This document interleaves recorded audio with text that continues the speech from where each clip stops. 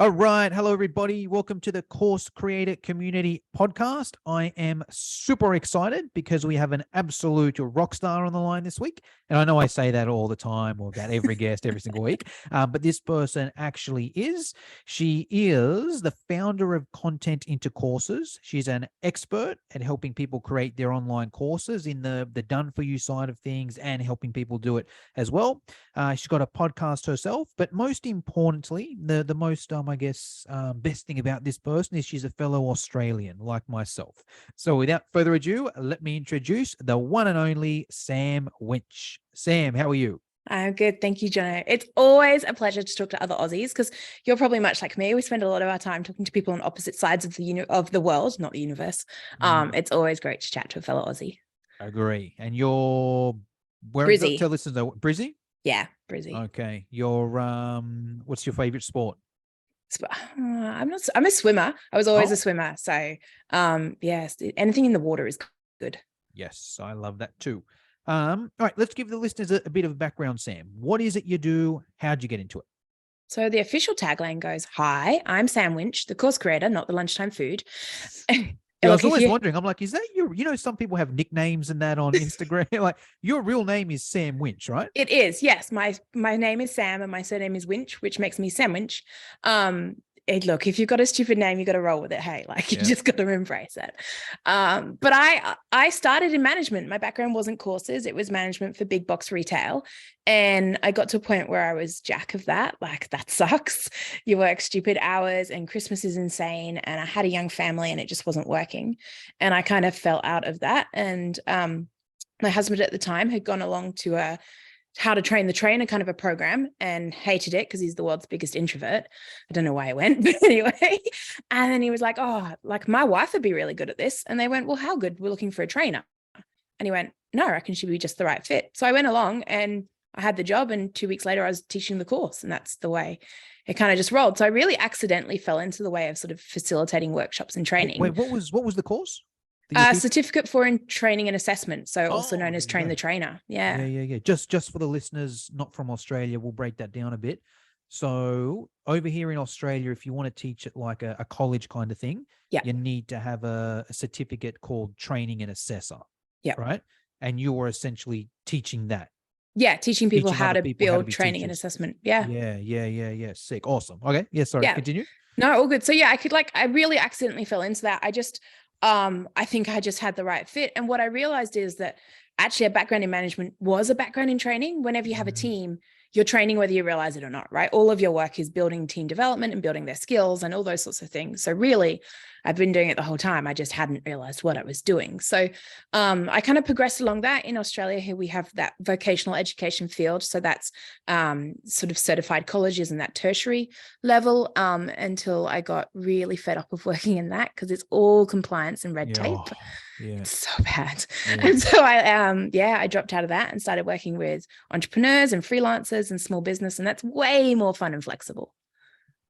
Yes, 100%. And that's kind of where you are now?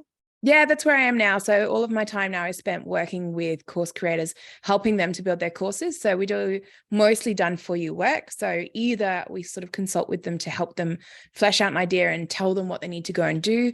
But a lot of the time we do the do for them. So we're building platforms and building websites and building PDFs and writing worksheets and all sorts of stuff so that they don't have to do it themselves. Gotcha. Now, I'm sure there's going to be a lot of people listening to this that are like, that sounds good. Sam, I need that for my business. Someone's interested in done-for-you course creation, where do they go to hear more? So just head to samwinch.com.au. There's not a lot of sandwiches on the internet.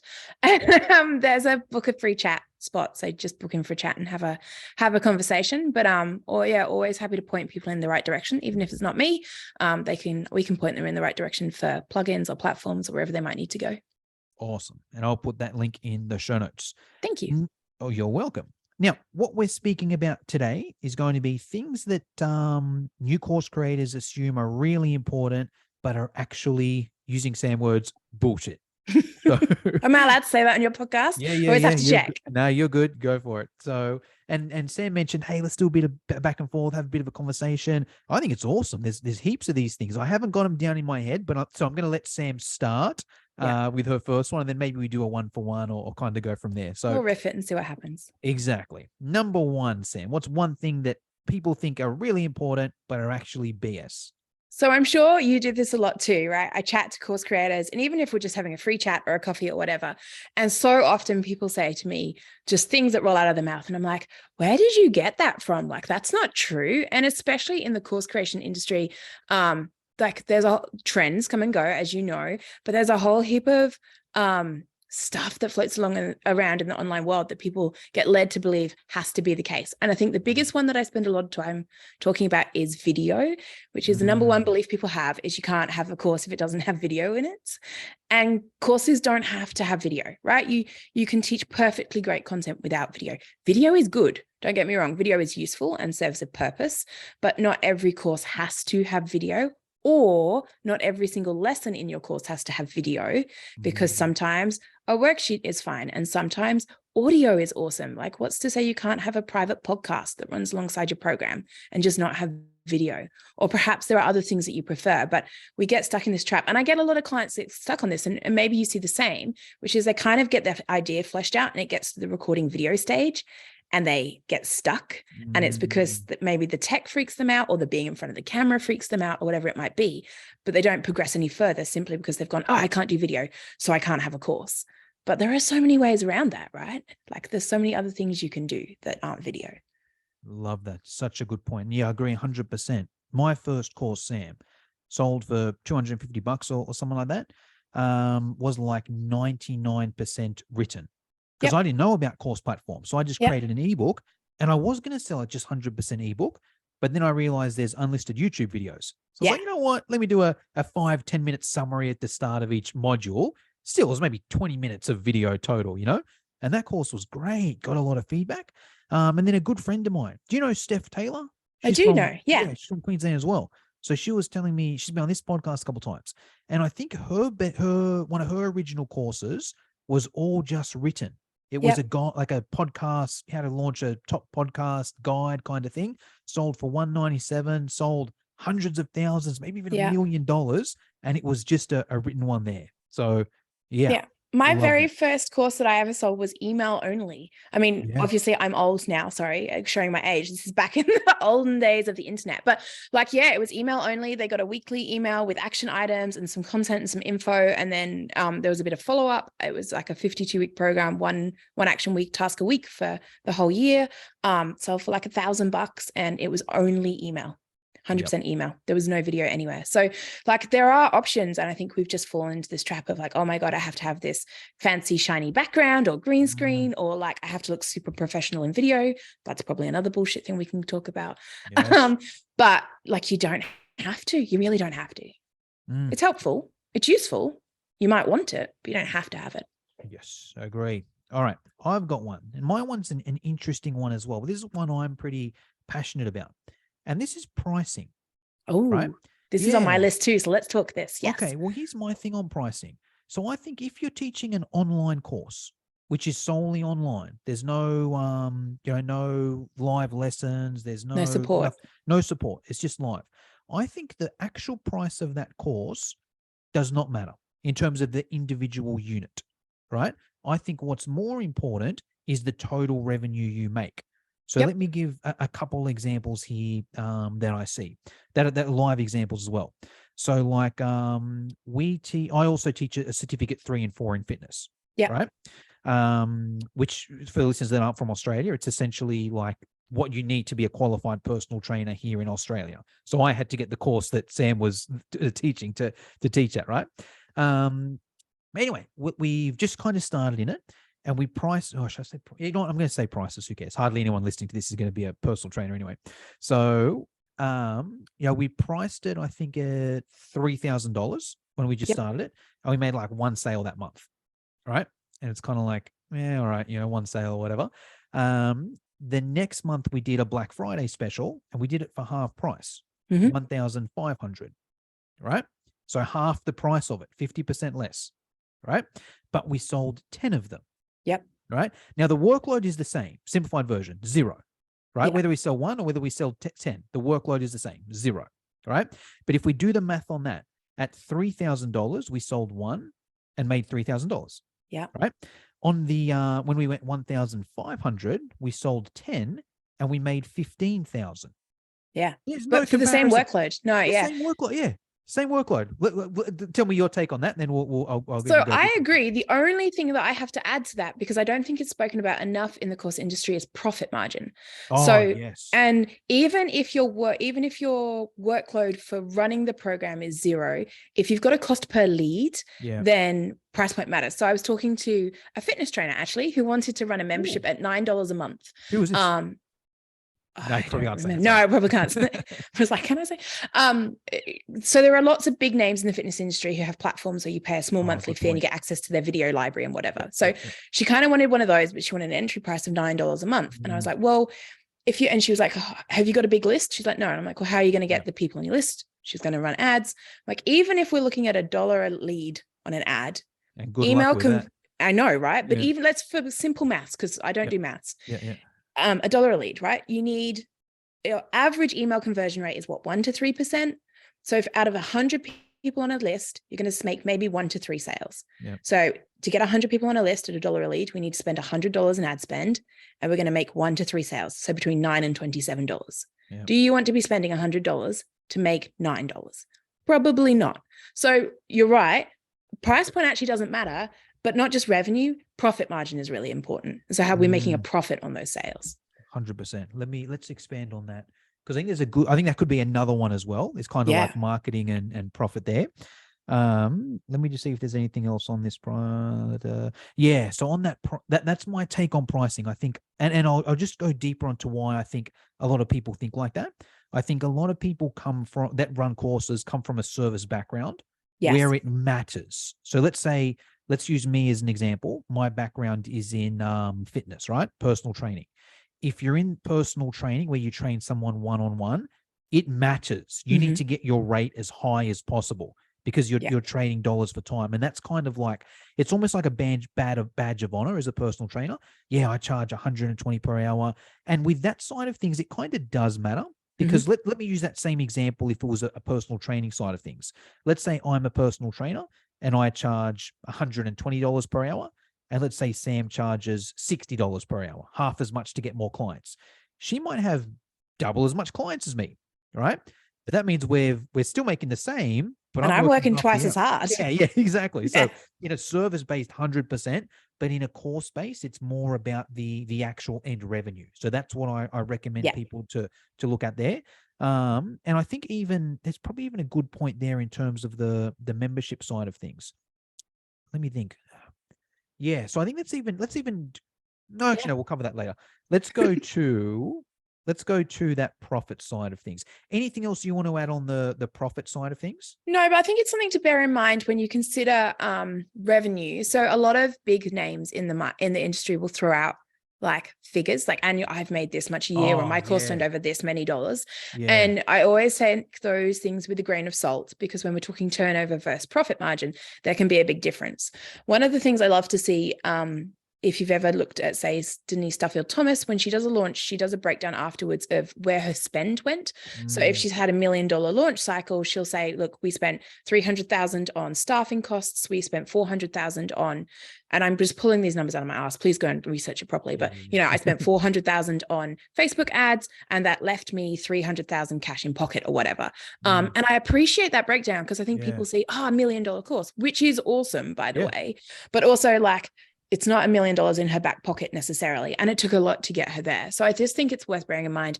Yes, you can definitely have a great course. Yes, pricing, especially when there's no support or running costs are fairly low, is almost irrelevant. But make sure that you are actually taking into account your running costs, because people don't take into account hosting, like platform fees, those sorts of things. And like, I want you to make money. I want you to make a profit. So make sure you are taking those things into account and you are making a profit, not just you're going, I'll just sell it at this price because everyone else is selling it at this price, which is what this fitness trainer had done. She's like, but other people have a $9 entry offer. I'm like, well, great. But like, you don't have the list size to support that yet.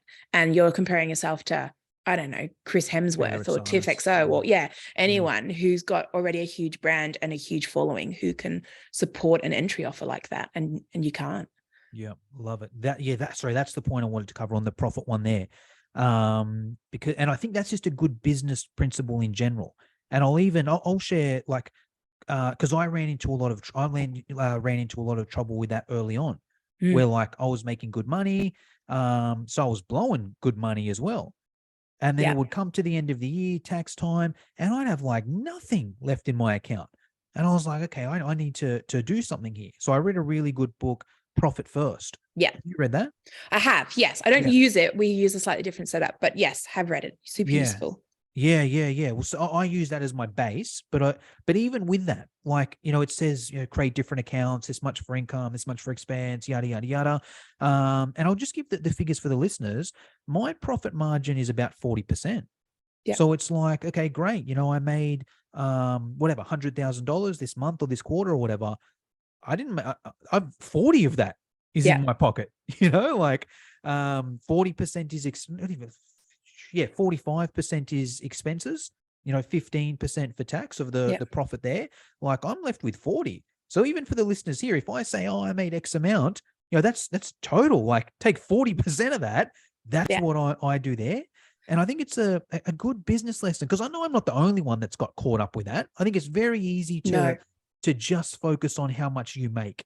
Because I think it's, and it's almost like a vanity thing as well. I made, X amount of dollars. And oh yeah, for sure. And it's super marketable, right? Like you see people like 6-figure business, 7-figure business, because 6 isn't enough anymore.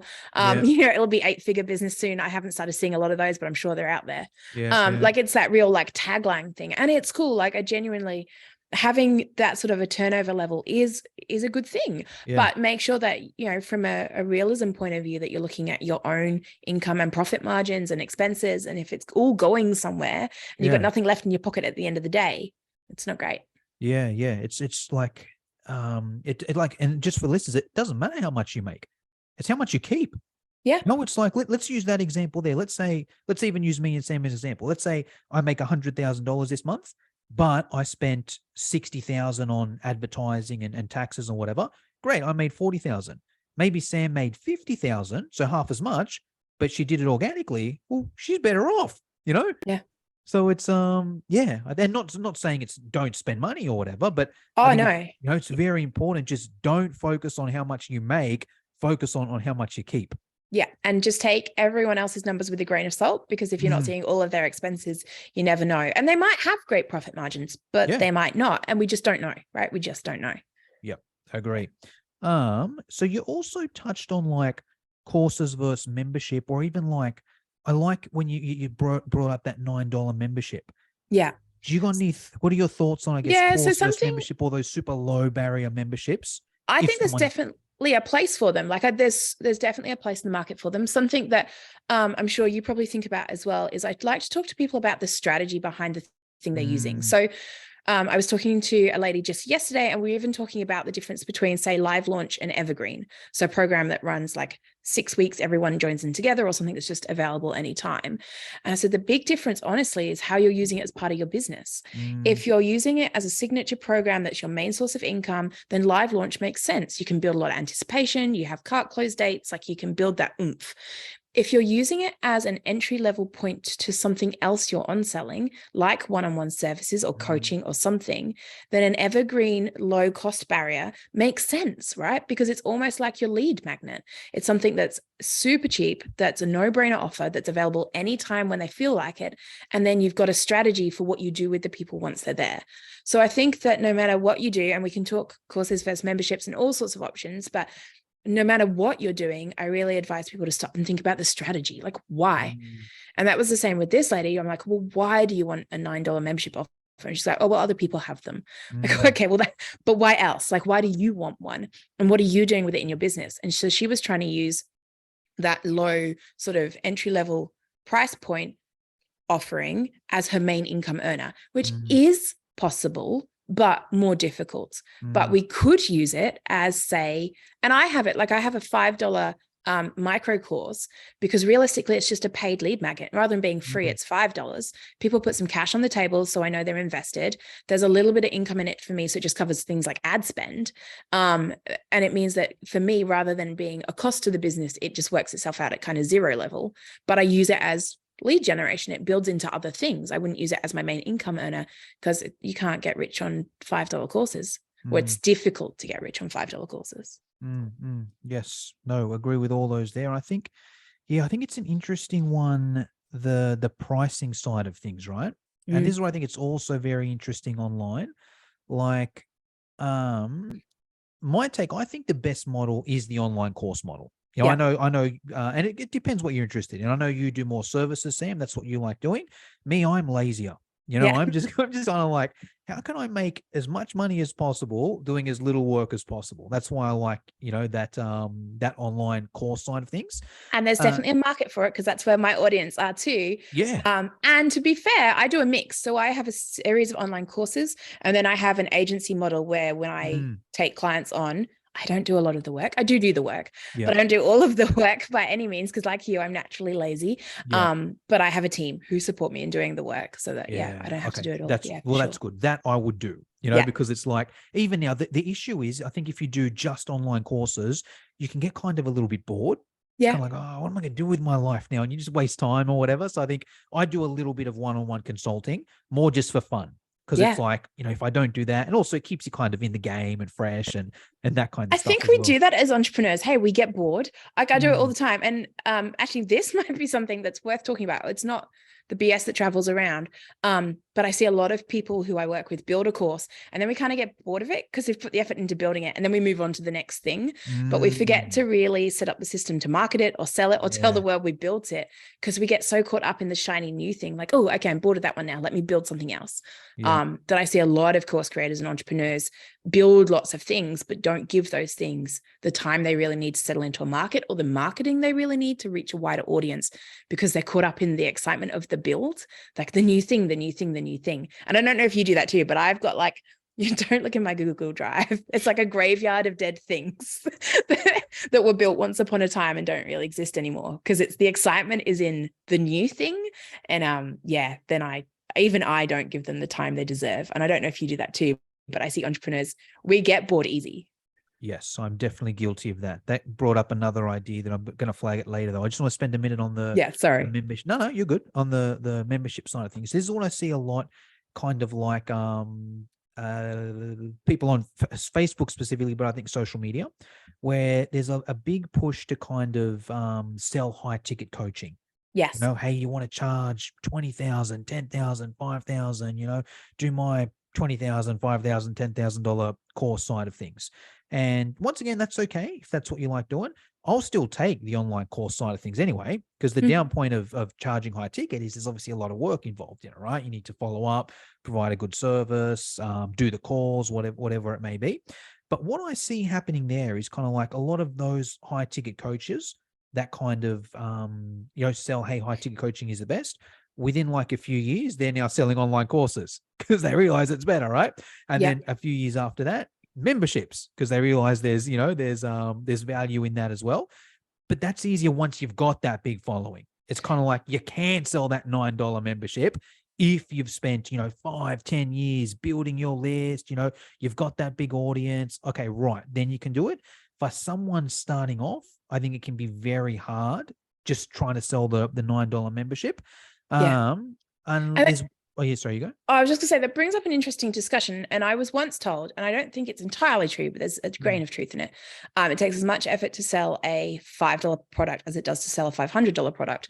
But you can extrapolate that out into programs. It takes about the same amount of effort, sales page writing, funnel writing, whatever, to sell a $500 course as it does to sell a $5,000 course, assuming the level of support is the same. And I see a lot of course creators undersell themselves. Like you were saying, if it's got no support, it doesn't matter because it's scalable. But if it's got support in it, it's not as scalable. And so they're trying to sell their big ticket offer at $1,000 when really the support inside is worth $5,000. But they're like, oh, well, I can't, it's too much hard work to sell $5,000. And I'm like, if you're selling $1,000, you can sell $5,000. Like it's really no different. The level of input you're going to have to convert a client at those two price points is the same. But it's interesting that you're right, that people go, oh, just like the progression that people take is interesting, because I think they've got a story in their head that's like, oh, I have to do these things, or I have to have a high ticket offer to sell a low ticket offer, or I have to have a low first to sell a high. And none of those are true. You can do that Mm. any way you want, right? We've all started different ways and come out around in different circles. There's no one true method that gets you anywhere better than any other. Yes, agree. And actually, I'll bring up just one point here. So, do you know who Evelyn Weiss is? I know the name. Why do I know Okay. that name? Do you know Jessa Bellman? Yes. Okay, cool. So Evelyn actually runs like this, and she's the only one in the world I know that's been able to do this. She does run a $9 membership just off Facebook ads, right? But she's the only one in the world I know that's been able to do that. So I think it's like it agrees with your point where it's like, hey, you can start in any way there. But also, I don't want to give the listeners the wrong impression where it's like, oh, well, Evelyn Weiss did it, so I can do it as well. But yeah, I just wanted to bring that up there where it's like, even though here we are saying it's so hard to sell this $9 membership via Facebook ads, even then there is that outlier doable. There is always an outlier. I mean, you look at any business industry, like there are those who break the rules, there are the outliers, like, and then there's like the mainstream, but everyone kind of does this thing. And I think at the end of the day, there isn't always a right and a wrong. Like you can definitely approach it your own way. And this is something that I'm sure you do, which is you learn, right? So you try something and you learn from it. And if it's not working for you, like maybe you've seen one person do it, and you're like, oh my God, I can do that too. If it's not working, pivot, or whatever better word you want for that, because we overuse that word way too much. But like just learn from it and go, hang on. Like I might have seen someone else do that, but this is not working for me. Like what else can I do instead? Yeah, 100%. One of my favorite quotes is, I never lose, I either win or I learn. Yeah. And that's the way I look at anything. If I, say I run a Facebook ad, for example, if it works off the bat, great, happy days. If it didn't work, okay, let me analyze it. Which point did it not work? Did I get a lot of opt-ins but no one bought? Okay, let me play around with this, and fix that up there. Or did I not get any opt-ins? Okay, what have I got to fix up there? Is it the offer? Is it the image? Is it so I think there's always ways to fix it there. But let's hand it back over to you, Sam. What's another thing that people assume is really important, but is actually BS? So there's a couple of things I want to talk about, and I'm keeping an eye on the time because I know that I know you have a time limit.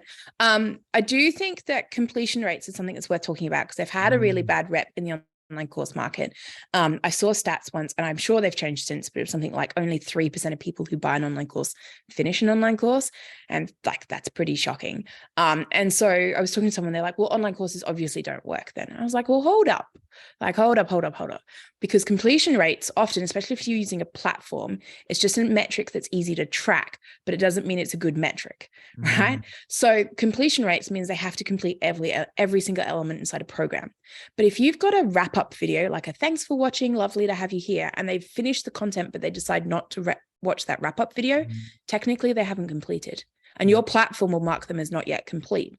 But they could have done 99% of the program. The other thing is, if you've got students who are implementing as they go, they don't have to do the whole thing. Like maybe they've done your first couple of modules and they've gone, this stuff's awesome. And they've actually gone back to the market and they've tested it and they've used it and they're getting results.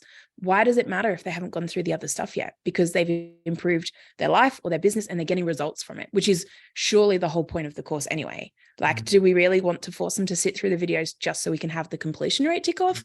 Or do we want them to get results from the program? And I'm pretty sure it's the latter. So I often encourage people to look for, and it's heaps harder to track. Like there's no easy metric box to follow, but like implementation rates and results are a much better metric than completion rates. But platforms will track your completion rate and you'll get lured into thinking, oh my God, no one's finishing my course. But like at the end of the day, does it matter? Are they actually getting results from it? Far more important. Yes, love that. It reminds me of, I was listening to a podcast like years ago, a couple guys talking. And one guy was like, yeah, my goal is actually to finish more books this year. I start a lot of books, I get something out of it, but I never end up finishing them. And the other guy was like, does it really matter? It's like, doesn't really matter if you read that book and you got, the gold nugget out of it and that changed your life or changed your business or whatever it is, like, does it really matter if you didn't finish it? Like, it may be better off. Okay, don't finish it, move on to the next one and get that gold nugget there. So I think it's a and we get point. caught up in all sorts of bits of life, right? That I didn't finish it properly, or I didn't do it properly, so therefore it doesn't count.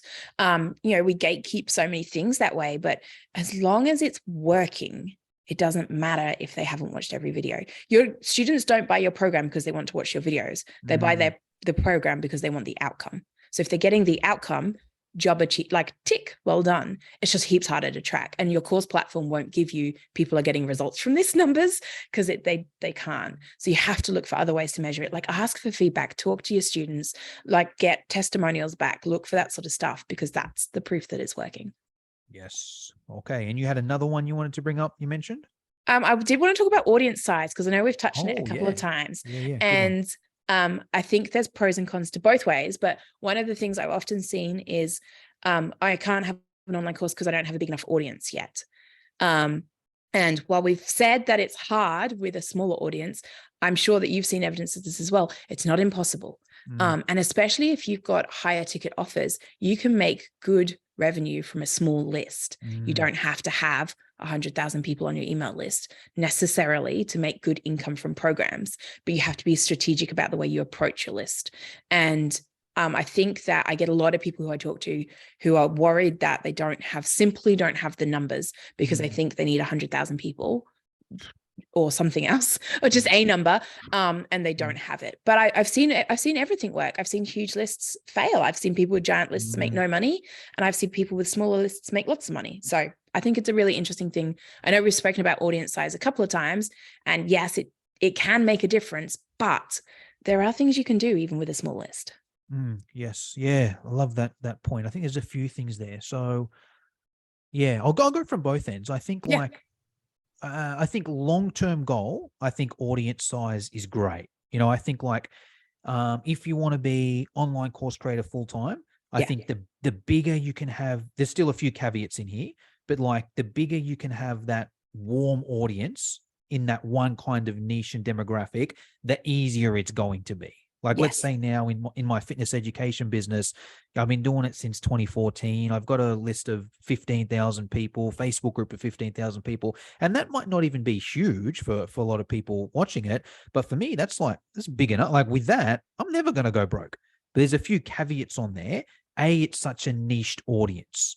It's not just 15,000 people that are my friends, or they opted into this free thing and then I pivoted and now I'm doing this business and they're on that list. Every single person on there is a certified personal trainer, very niched. The other thing is also I've kept that audience very warm. I'm always posting in the Facebook group. I'm sending out emails. It's not just kind of a cold list there. So I think that should be the long-term goal, get this really big list of engaged people and that. Yeah. But if you wait till that to start, you're never going to start. No. It's kind of if you wait, and also I think there could be a disadvantage to that. I think if you're like, hey, I'm going to wait till I have 5,000 or 10,000 people, I think that can almost be a down point, because you're waiting so long to sell. Now, when you sell, people might be like, oh, this guy's just trying to sell me something. He was trying to, dupe me all along, giving this free stuff. At least if you sell from the start, people know, okay, this guy's selling something from the start. Yeah, I'm not saying sell from day one or the minute someone follows you, hard pitch or whatever, but I think there's advantages there. And I think I think if you do have a small, I think there's a few things there. I think my take is I think the specificity is very important. So I think if you don't have a big audience, that's okay as long as it's a specific audience, right? Let's just use personal trainers as an example. Let's say you're selling something to personal trainers. Doesn't matter if you got 1,000, 5,000, 10,000, 20,000, whatever. But if you've got specifically personal trainers, you're at an advantage there. And I think the bigger thing there is knowing what that person wants.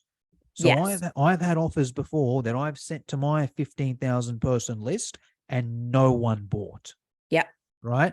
My fault completely, because I didn't do the smart work. I thought it would, this is what they want. I know what they want. I'm not going to do any research or ask. I'm going to do it. And I've made 0 sales of a 15,000 person list. And that's not uncommon, right? Because we do that. We're like, I'm just going to push this thing out. This is the thing I want to push out. But if it's the wrong thing for the audience, it doesn't matter how big that list is. It's not going to sell, or it's going to sell like this tiny little trickle just because they love you and they've bought other stuff and they're like, oh, maybe I'll buy that one too. But you're so right. If it's not the right fit, if it's not something they really want. But the other thing for that then is you could have, say, a couple of 100 people on the list. But if you've got the offer that's just the right fit and those couple of 100 are super targeted, you could make a couple of sales. 100%. Yeah. 100%. No doubt in my mind. If someone because I know that market quite well, if somebody just had 100 people right? Yep. I could say, hey, if they're the 100 people that I know exactly, have an offer which has blah, blah, blah, blah, blah. They'll make sales. Yeah. Yeah. Yeah. Yeah. I mean, I know I can't name names, but I did have a client who was selling quite a high ticket offer. And obviously, if you want turnover from a very, very small list, it's the only way you can really do it. They had an email list of 900 and a Facebook group of about 500, and they made 100 grand out of across the year on their programs. 6 figures off a list of 900 is impressive. But it was super niche, super niche. And it was a fairly high ticket offer. So didn't have to sell as many to get to that market. I mean, if you're selling 1 in 100, it's 9 sales. If you're selling at 10 grand a piece, that's 90 grand, right? So it can be done. But it's about having that, like you said, you've got to know your people well, your list needs to be warm, and you've got to have the right offer for them. And then even with a small list, you can make some sales. And as long as you know them really, really well and you're giving them what they want, they'll buy. Yep. The other thing I'll add to that is I think you do need a audience though. So I think if someone's watching this, because I'll have a conversation with course creators sometimes. I'm like, hey, have you got an audience? Nah, I don't have an audience, but I remember there's Facebook groups that people are in, and maybe that can work. Maybe, there's certain Facebook, there's a lot of variables there, right? Yeah, I'm with you. I'm like, maybe that might work. Yeah, well, I don't want to say never, right? But Yeah. I'll give a few situations. Let's say if I'm posting something in my Facebook group, which has whichever group it is, it has thousands of people, that's great. I can do it because I've got that authority in there. Mm-hmm. If I was to do that same same post in someone else's Facebook group, it may not land the same because these people don't know who I am. I don't have the authority, this and that. Yeah. On the flip side, am I even allowed to post in that Facebook group? All well and good. There's a group with 10,000 people and my people there.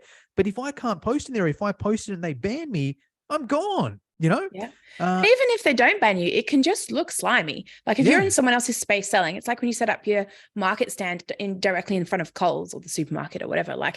It just looks dodgy. Like, what are you doing stuck here at the front of their shop? It's the same, right? If you're in someone else's space and it's not your space, there's no trust there. And there's that instant distrust, I think, as well. And you're not starting from neutral, you're starting from negative. And then further to that as well, if the group does allow promos, I find a lot of those groups are the worst place to sell because they're just filled with promos. They're just people trying to sell stuff. No one in there to buy stuff. So once again, not saying it never works. I'm sure, you can go in there and you can, people have done it, whatever it may be.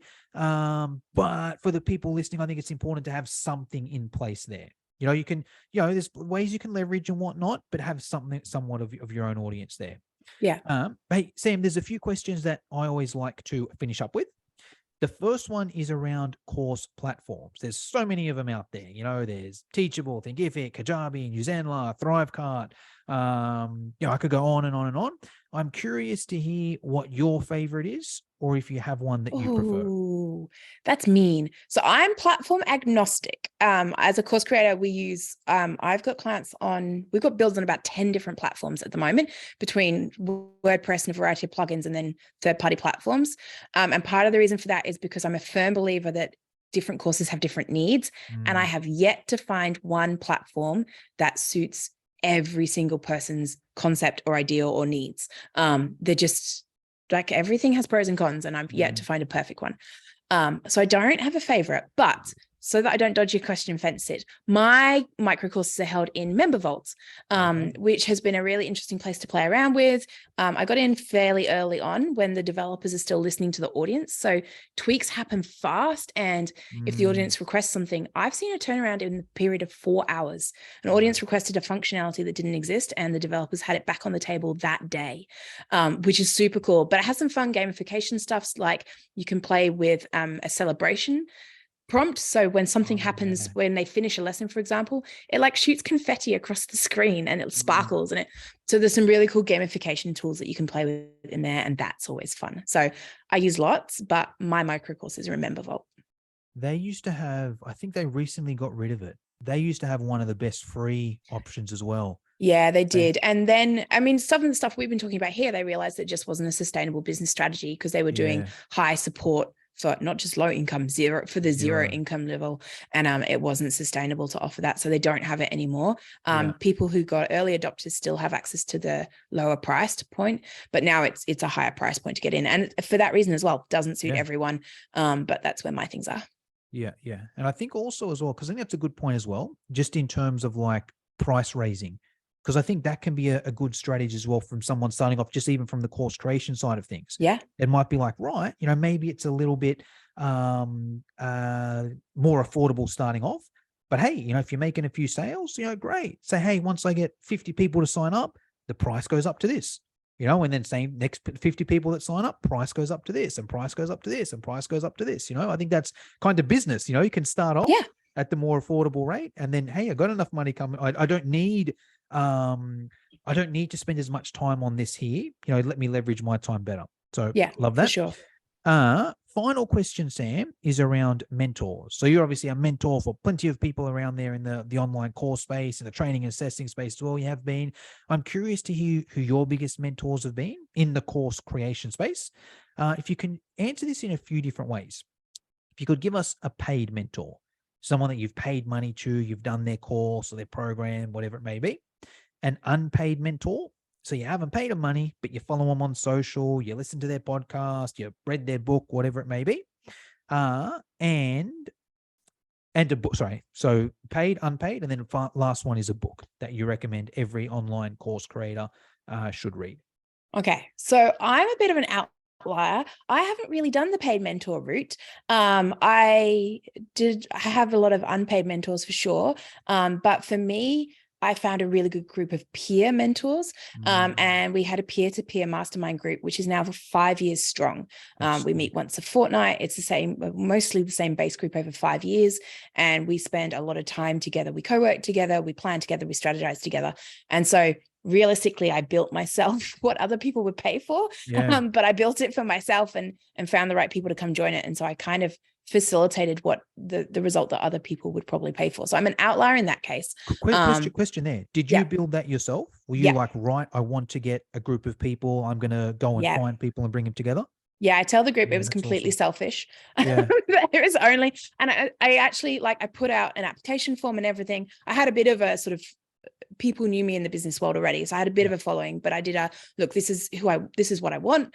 I want people who are committed, who want to meet fortnightly, who are at a similar level to me, maybe, but we can push each other a bit. And I put out an application form and I kind of asked what they were doing and where they were at and where they wanted to go. And I turned some people down and I took some people in. But yeah, I built it because I was like, I know what I need. I need support. I want people who understand me. I want people who get me. I'm willing to put the time aside to facilitate the mastermind calls, assuming that they know that they're here for me as well. I'm not their mentor. This is peer-to-peer. We're going to push each other. I just happen to facilitate the call, but I'm not the lead. I'm not, bigger or better than anyone else. So yeah, I completely selfishly built my own solution instead. Yeah. No, I love that. I used to do that myself as well at one stage. Yeah. Because it was I read a book and I don't know if you know Jack Canfield, but one of his books, Jack Canfield, The Success Principles. Yeah. And he kind of said, hey, everyone needs a mastermind. You can either pay for it or you can build your own, and the way you can essentially build your own is you facilitate it. You say, hey, here's when the calls are, you find the people, you get the people in there. So there's value that way there. So love that. Yeah. Unpaid mentor? Unpaid / people to follow on social. So I have met and do love Kate Toon. So she's a good Aussie to follow along. Super down to earth, kind of weird, bit of a misfit, but I like that in a person. I like a little bit of weirdo. I've met Kate a couple of times. I've been in her podcast as well.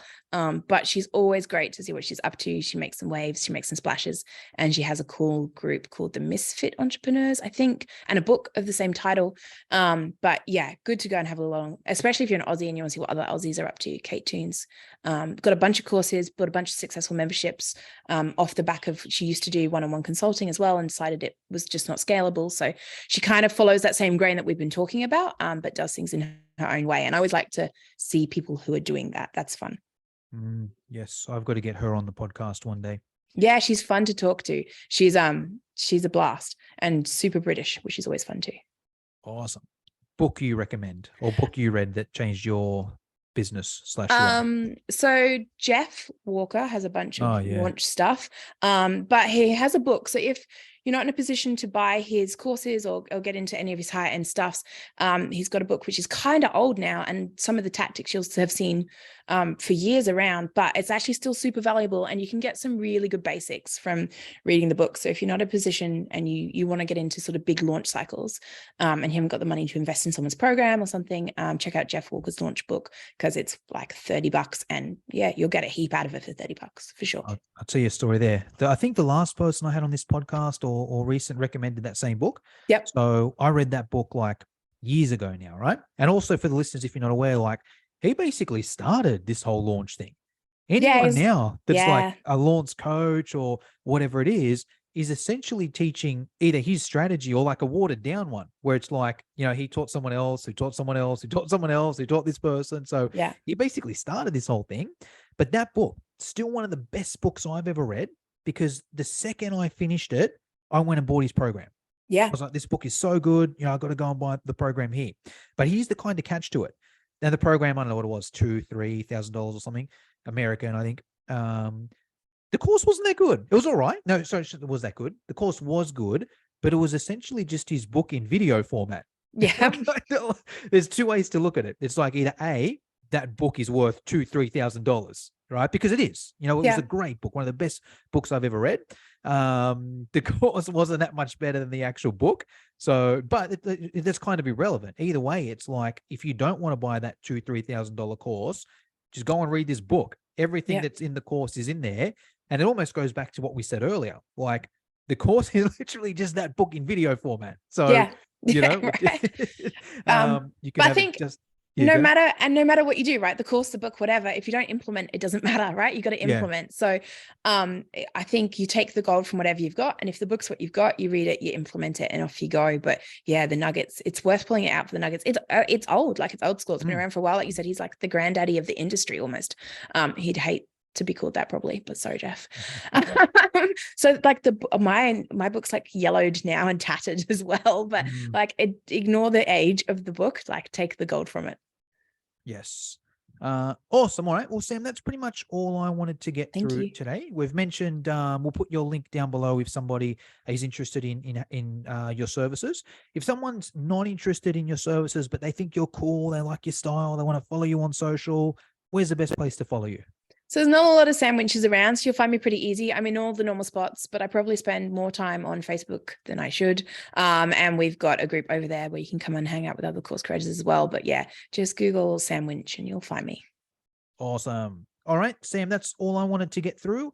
Is there anything I should have asked you but forgot to, or anything you'd like to finish us off with? No, this has been really good fun. Thank you, Jono, for having me. It's super appreciated.